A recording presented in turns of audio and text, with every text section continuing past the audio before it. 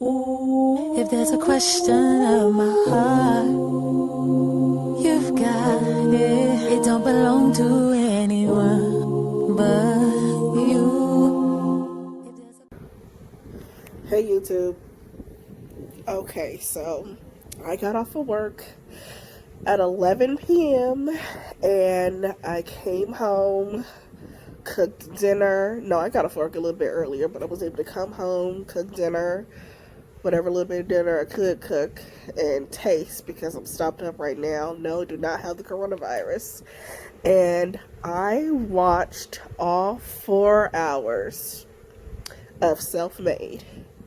Now, the casting was amazing.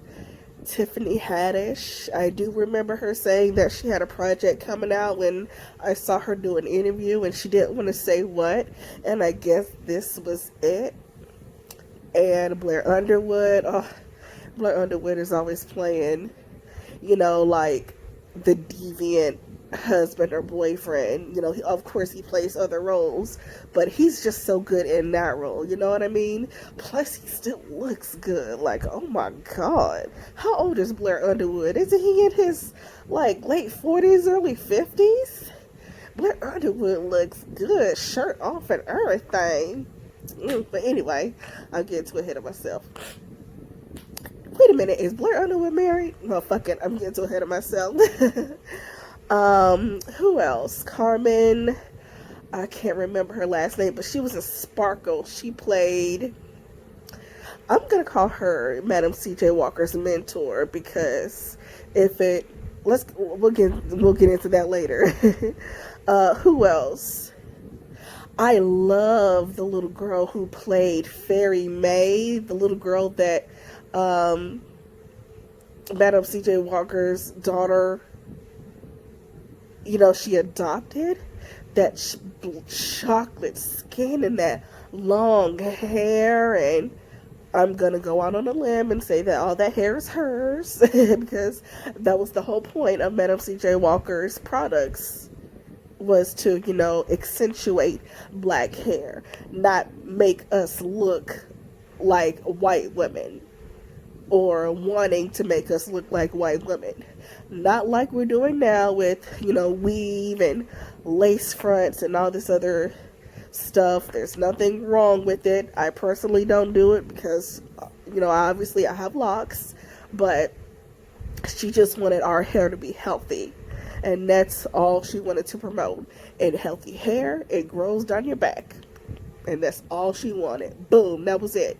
Well, of course she wanted to make a lot of money also, but healthy hair comes first. Right on. Okay, and then we have the guy that played the lawyer. That lawyer, now, all business people, especially black business people, if you own your own business, you need a dedicated ass lawyer like him. He played his own money to invest in her business. That's how much he believed in her business. And I love the fact that he was able to respect her and her vision, something that her husband just wasn't even trying to do. Her husband, he thought that she would just, sell these little, bullshit ass products. Let's keep it real. That's what he was thinking. Oh, she mixing up these hair products in my damn kitchen, and she go sell them for like 5-10 cents a 10. That's kind of what he felt like he was, portraying. I mean, that's what it was. I mean, shit. But this is what happens when you marry somebody who doesn't have a dream, ambition, or goals. You're out here, just making a way for your shit to come to fruition, if I'm saying that correctly. And then you got this worthless ass nigga trying to hold you back and looking at other bitches in the process. Okay? I mean, it kind of makes you feel like, especially black women, it kind of makes you feel like we can't be successful on that level and have a faithful black husband at the same time. You know what I mean? Like, which one which one is it gonna be? Can we have both? I mean, shit. He talking about some, oh, you cheated on me with this business. You've been holding my nuts for years and blah, blah, blah, blah. And Dora, oh, I hated this part right here. When Madam CJ's, Sarah Breedlove, that's her real name. When Miss Sarah, she caught that nigga pouncing up and down in that bed with that high yellow bitch, talking about some, oh, Dora, she made me feel more like a man than you ever did. What? Nigga, what? Well, get the fuck on then. Get the fuck on, nigga. See, you ain't got to say no bullshit to me like that but once. I mean, I know she loved her husband, but he just wasn't fucking getting it. You know what I mean? And that would have been a little bit uncomfortable for me also. You know, having a husband that works for me, having a husband that takes my orders. And that's what I mean when I say, you know, marrying somebody with no vision or dreams, no ambition, no business of his fucking own. Oh, I've worked in ad sales for 13 years. Okay, so what has that gotten you? Make up your own ad company. Do that. You steady running around here doing that shit. Make up your own company. Have your own fucking business. And then spend time with your wife when you can. How come there can't be two dream chasers in the marriage? But you know, the message that they were sending out, they portrayed that beautifully, because that shit right there, oh, that got me to thinking. Okay, that got me to thinking. I'm single, but that type of bullshit right there, I can't put up with that shit. Having some, I don't want to say I don't want a yes man as a husband, but I don't want a yes man as a husband. I want a man who's gonna lead his own company. I have my little stuff over here that I'm doing, and I can shine, but he can shine too. I mean, what the fuck? Black love, hashtag black love, nigga. Why you gotta be a jealous motherfucker? And then when she told him, nigga, to pack his shit and go, he gonna talk about some, fuck you, Sarah. I was like, oh, so that's what you felt like this whole damn time. This whole fucking time. And it's always one of the wiser people to let us know what the fuck is going on. Garrett Morris, who played her father-in-law, he was like, look, bitch, you gonna get through this, all right? Because I know my son ain't shit. Oh, and the daughter's husband, don't get me started on that motherfucker right there. Oh my God. That nigga go to that other bitch and tell everybody's fucking business. And not like anything fucking worked. That bitch's business didn't grow. See, this is why. Ooh, God don't like ugly. And you know, Miss Sarah, she said that in the movie. She was like, well, if God don't like ugly, then why did he make me look like this? No, it ain't got nothing to do with that, honey. God don't like bitches like her, bitches like Addie, niggas like John, bitches like Dora, niggas like your husband. Like, that's ugly. That's some bullshit. Like, okay, going to the other bitch and telling all her fucking business about her business. And what did it do? Absolutely fucking nothing. Absolutely fucking nothing. We didn't see Addie's business grow. We don't have a fucking picture of Addie. At least we know who the fuck she is, and we know the backstory. I mean, bitch, I'll give you kudos for, you know, making the formula. Now let's get to this fucking formula. So, Madam C.J. Walker, was she stealing or was she reinventing? Because she a smart motherfucker. She took that shit that Addie had. Now, it wasn't too much shit because, you know, it can make your hair grow, but it stunk, okay? she took her shit and made it better. So, in a sense, she did steal it, but she reinvented it with her own formula. And that's why I'm gonna say, yes, she did steal. I mean, hell, she admitted to it. She did steal, but she made it better. We know that she didn't invent the hot comb, but she made it better. Black people been, not just black people, our ancestors, we've been making up ways and thinking up ways to do different shit with our hair ever since the beginning of time.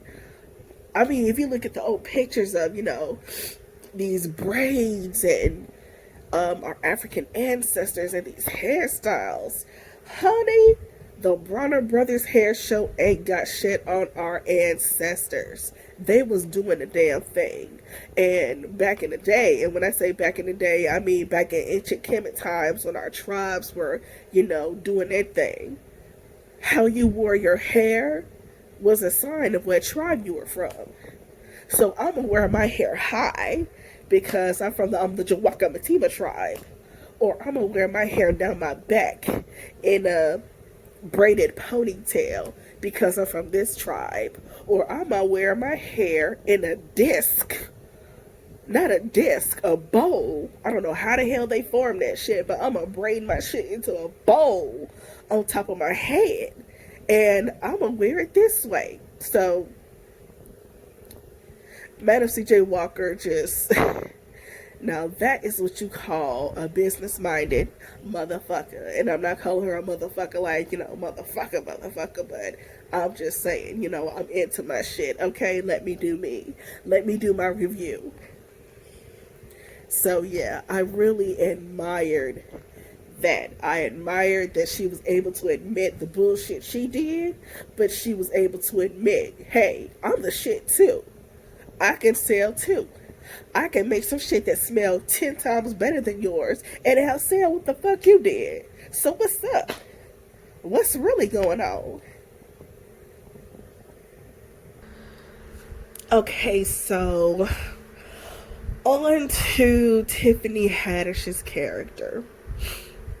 And I like how they explored the LGBT issues that, people are faced when it comes to not really coming out to their parents. Well, she did come out to her eventually, but, just dealing with the issues with their parents, because I think Madam C.J. Walker was in such denial. She just put the business in front of really, seeing what was going on with her daughter until she caught her daughter and that stood kissing. So, and then the fallout came from that. And I was like, well, ooh, is her daughter going to have a baby? Because after she found out that her mama was dying, she was like, okay, mama, I promise. And, she did keep her promise.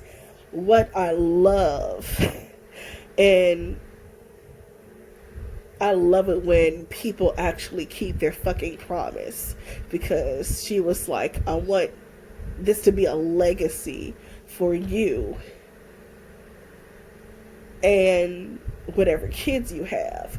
And even though she didn't have any kids, she brought along Fairy May, and she had children, and then her grandchildren continue on with the company and what the company stands for. Right after I watched this limited series, I googled the Madam C.J. Walker company, and I saw that there are an array of products being sold at Sephora. Link to the products will be down below, because she has a line of hair serum, shampoo, foaming wrap. Well, we call it foaming wrap, but when we do roller sets on black hair, we just call it wrap foam or foaming wrap or conditioning foam. That's what it says on the bottle. And some other stuff. So I'm going to link some of the products down below because this was a wonderful segue to market the Madam C.J. Walker products at Sephora. And I had no idea that her products were being sold at such a huge retailer store. And I loved at the end where it showed all the Black women that the company created opportunities for, all the way down from the beginning to the 70s to now. Bitch, Madam C.J. Walker, you did what you were brought on this earth to do. And I'm proud of you, okay? So that was my little ratchet ass review. I hope y'all liked it. And I think I have a quarantine cleaning video coming up. I'm still doing some footages. I'm still doing some cleaning. I'm talking about like the whole house cleaning. So I'm still doing some footages, but I'm working throughout the week, and I'm gonna be so busy Monday ill. So it's gonna be later on in the week when I finally upload. So stay tuned for my quarantine cleaning video. And that was my review. Don't forget to like, comment, and subscribe. Go to my Instagram at i.am.strangepeaches. And I will see y'all in the next video. Bye.